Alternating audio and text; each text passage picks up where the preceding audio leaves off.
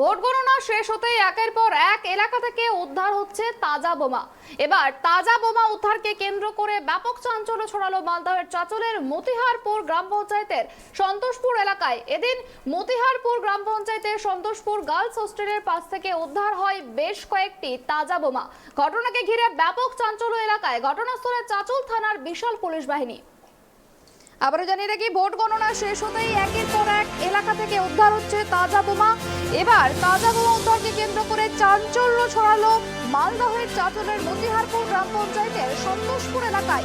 এদিন মতিহারপুর গ্রাম পঞ্চায়েতের সন্তোষপুর গার্লস হোস্টেলের পাশ থেকে উদ্ধার হয় তাজা বোমা এবং কে বা কারা এই বোমা রাখলো সে বিষয়ে এখনো কোনো তথ্য পাওয়া যায়নি এবং এই ঘটনাকে কেন্দ্র করে ব্যাপক চাঞ্চল্য ছড়িয়েছে এলাকায়। ঘটনাস্থলে পৌঁছায় বিশাল পুলিশ বাহিনী।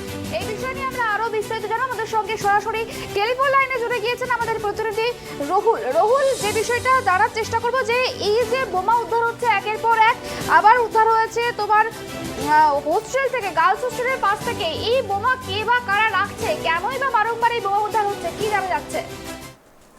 দেখো, তোমাকে জানিয়ে রাখি, ভোট পরবর্তী হিংসার পরপরই কিন্তু গণনা কেন্দ্রের প্রায় 1.5 কিলোমিটার অদূরে কিন্তু বোমা উদ্ধার হয়েছিল বিগত দিনে, এবং আজকে কিন্তু আবার পুনরাবৃত্তি ঘটলো সেই বোমা উদ্ধারকে কেন্দ্র করে কিন্তু এলাকায় চাঞ্চল্য ছড়িয়েছে।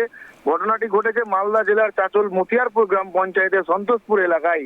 সেই এলাকায় কিন্তু একটি গার্লস হোস্টেলের পাশে একটি আম গাছের তলায় কিন্তু তাজা 4টি বা 5টি বোমা কিন্তু সেখানে মজুত করা হয়েছিল। কে বা কারা কি উদ্দেশ্যে সেই বোমাগুলি মজুত করেছিল সেটা কিন্তু নিয়ে এখনো ধোঁয়াশা রয়েছে।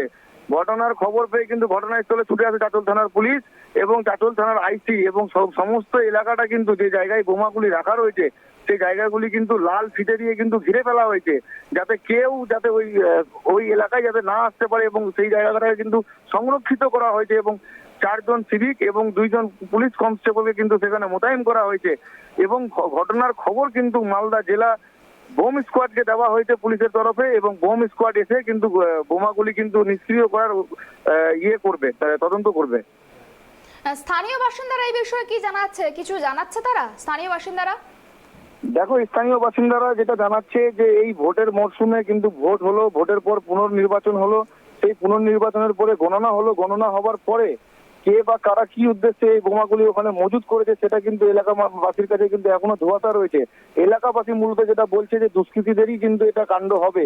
তোমাকে বলে রাখি, কিছুদিন আগে এই মতিহারপুর গ্রাম পঞ্চায়েতের সন্তোষপুর মাদ্রাসাতে কিন্তু ফিরাদ হাকিমের কিন্তু জনসভাও ছিল। তো সমস্ত বিষয়গুলো কিন্তু খতিয়ে দেখছে পুলিশ, কেন কি উদ্দেশ্যে কারাই বা বোমা মজুত করলো, সমস্ত বিষয় কিন্তু চাঁচল থানার পুলিশ তদন্ত করে দেখছে। অনেক ধন্যবাদ রহুল এই বিষয়ে আমাদেরকে তথ্য দেওয়ার জন্য। যেমনটা জানতে পারলাম, ভোট গণনা শেষ হতে একের পর এক বোমা উদ্ধারের চাঞ্চল্য। এবার মালদার চাঁচলে বোমা উদ্ধারে চাঞ্চল্য ছড়িয়েছে সেই এলাকায়। এই বিষয় নিয়ে স্থানীয় বাসিন্দারা কি জানাচ্ছে এবার শুনবো। আমি সকালে আমার বাচ্চাকে রাখতে এসেছিলাম স্কুলে, তারপর 10টায় আবার নিয়ে যাই, ততক্ষণ কিছু গণ্ডগোল শুনিনি। 10টার পর যখন এখানে আমার জমি আছে মাঠের পরে যখন এখানে শুনি এখানে বোমা রাখা আছে, 10-12টা তাজা বোমা, আমি নিজে এসে দেখি। তারপরে এখানে পুলিশ প্রশাসন, সিভিল পুলিশ এখানে এসেছে, ওরা পাহারা দিচ্ছে, এবং নার্সারি স্কুলের পাশে 10 হাত দূরে এই বোমাগুলো রাখা আছে একটা গাছের গোড়ায়। কারা বোমা রাখলো এটা ঠিক বোঝা যাচ্ছে না, হ্যাঁ, বা আমরাও জানি না কারা রেখেছে, তবে এটা কাজ হয়তো দুষ্কৃতীদের হতে পারে। বলছি, এই নির্বাচনে এই বুথে একটা গন্ডগোল, হ্যাঁ, এই বুথে একটা গন্ডগোল হয়েছিল তৃণমূল এবং কংগ্রেস মিলে। কবে হয়েছিল এটা? গন্ডগোলটা হয়েছিল 8 তারিখে ভোটের দিন। আচ্ছা, তারপরে একদিন পর আবার 10 তারিখে ভোট হয়েছিল পূর্ণ নির্বাচন। তারপরে ভোটের রেজাল্টের পরে দেখি এই বোমাগুলো এখানে রাখা আছে। কারা রাখতে পারে, কি কারা রাখতে পারে কেমন করে বলবো, হ্যাঁ, এটা হয়তো ওই দুষ্কৃতীদের কাজ আছে, এবং তৃণমূলও হতে পারে বা কংগ্রেসও হতে পারে, এদের মধ্যে কে রেখেছে বলা যাচ্ছে না। কতটা আতঙ্কে রয়েছেন আপনারা? আমরা খুব আতঙ্কে আছি, এবং চাঞ্চল্যের সৃষ্টি হয়েছে সন্তোষপুরের গ্রামে। এখনো প্রশাসন এসে এখানে পৌঁছায়নি, হ্যাঁ, বোমা উদ্ধারের জন্য। হ্যাঁ, আগে কি এই গ্রামে এই ধরনের না, আগে এই ধরনের কোনো গণ্ডগোল হতো না, বেশ শান্তিভাবে শৃঙ্খলভাবে ভোট হতো, হ্যাঁ, কোনো গণ্ডগোল হতো না, বেশ শান্তিভাবে। এবারেই প্রথম গণ্ডগোল হয়েছে।